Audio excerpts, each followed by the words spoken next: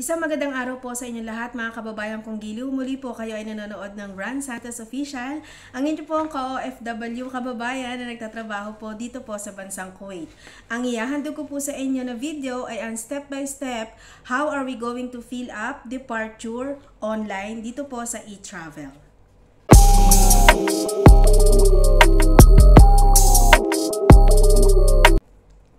Yes po, 2 beses na po tayo kinakailangan na mag-fill up ng e-travel. Yan po ang arrival, kung saan ang arrival po ay manggagaling po kayo sa bansa na pinagtatrabahuan nyo. Halimbawa ako, nandito po ako sa Kuwait. Okay? Gusto ko pong magbakasyon sa Pilipinas or kahit saang bansa. So from here in Kuwait po, kailangan ko po mag-fill up ng e-travel. Ang pipiliin ko po ay ang arrival.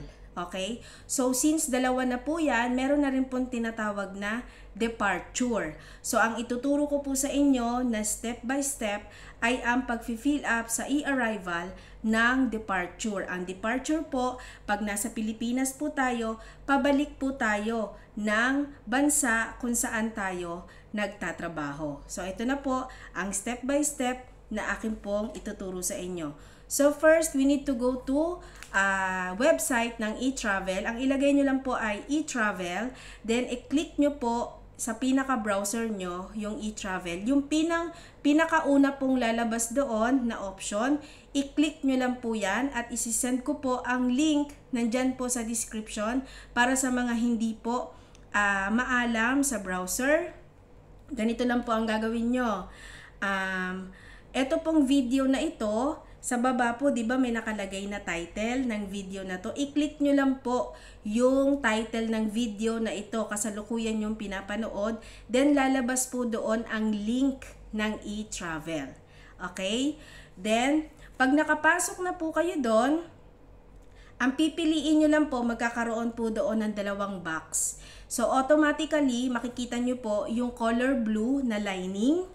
Ang naka-color blue po na lining ay Philippine passport holder. Okay, Philippine passport holder.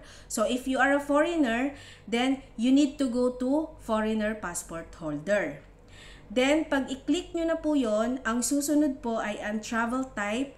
Pipili ka kung arrival, ibig sabihin yung pinaliwanag ko kanina, kung papasok ka sa Pilipinas. Okay, galing ka sa pinagtatrabahuan mong bansa. So, since ang ituturo ko po sa inyo ay ang departure, i-click nyo po yung departure. And then, pag kinlik nyo na po yan, ang susunod po dyan na kailangan nyo sagutan, transportation type. So, meron pong 2 dyan, no? Air at saka sea. So, ang i-click nyo po ay air. Kasi po, sasakay kayo ng eroplano. Kapag po mga seafarer naman, barko naman ang sasakyan nila, so sea naman ang kanilang i-click. Okay? Then, gumawa po ako ng example ng date of departure. So, ang nilagay ko po ay April 9, 2023. Ang format po na ilalagay ninyo for April 9 is 04/09/2023. Kasi po, yung slash nyan ay automatic na po na nandyan. Okay? Then, you need to put your email address. Yung email address po na alam ninyo ang password. Para naman, pag nag-send po sa inyo ng notification ang e-travel, mabuksan ninyo. Lalo-lalo na po yung email ninyo, kabisado nyo po at wag nyo pong kakalimutan na i-login. Okay? Then, kailangan i-click ang small box. Nandyan po yan sa kaliwang bahagi ng inyong screen. Maliit lang po yan, kaya wag nyo po siyang lalaktawan para makapag-proceed po kayo. Then, lalabas po ito. I-click lang din uli ang yes, agree, then continue. Okay? I-click nyo po yung yes, agree. Nasa kanang bahagi naman yan. At once na maklik nyo po yung yes, agree, lalabas po doon ang color blue na may continue. I-click nyo lang po yung continue. Okay? Then after that, lalabas po ang second page, ang personal profile. So doon po sa personal profile, nakalagay po doon ang first name. middle name. Yung middle name naman po, optional lang yan. Kung gusto nyo pong ilagay or middle name, optional po yan. Ano ang ibig sabihin ng optional? Pwede nyo pong sagutan, pwede nyo rin pong laktawan. Then, yung last name, kailangan po meron kayong apelyido. Yung suffix naman, yung suffix po kasi, yan po yung second, the third, the fourth, junior, ganun po, senior. So, optional din yan. Pwede nyo sagutan or hindi nyo po sagutan. Then, just put your passport number. Remember, kung ano po ang passport number na nakalagay sa inyong civil ID or yung inyo pong residence ID na ginagamit nyo po sa bansa na inyo pong pinagtatrabahuan, kailangan po match yan. Kasi po, magkakaroon po kayo ng question or maho-hold kayo sa immigration once na naka-renewal po ang inyong mga passport. Okay? Kung nakapag-renew ka, then palipad ka. So, ibig sabihin, mababago po yung inyong passport number. So, kailangan po parehas yung information na lalabas doon sa inyong civil ID at sa inyo pong passport number. Okay? Sex. Ang sex po dito, meron kayong pagpipilian na dalawa. Just click kung babae ka or lalaki. Ang babae ay female, ang lalaki ay male. Next, birth date. Yung birth date po ang format, for example, yung birthday ko, May 29, 1984. So, I need to put numerical 0529 1984. Citizenship, i-click nyo lang po kung kayo po ay Filipino. If you are a foreigner, then choose your citizenship. Country of birth, so Philippines tayo mga kababayan. Occupation, so since wala po dito yung aking occupation, pwede nyo pong ilagay dyan others. Or kung kayo naman po ay domestic helper, i-click nyo lang po ang domestic helper. Pumili lang po kayo dyan. Meron dyan mga diplomat and a lot more. Philippine mobile number. Ang kailangan nyo po mobile number ay yung naka-register na. Okay? Nabalitaan po noon na kailangan pong irehistro ang ating mga number, mobile number, once na tayo po ay gagamit nito. Gamitin nyo po yung talagang active. Kasi po in case na may ipadala po sa inyo na notification, at least active po yung inyong mobile number.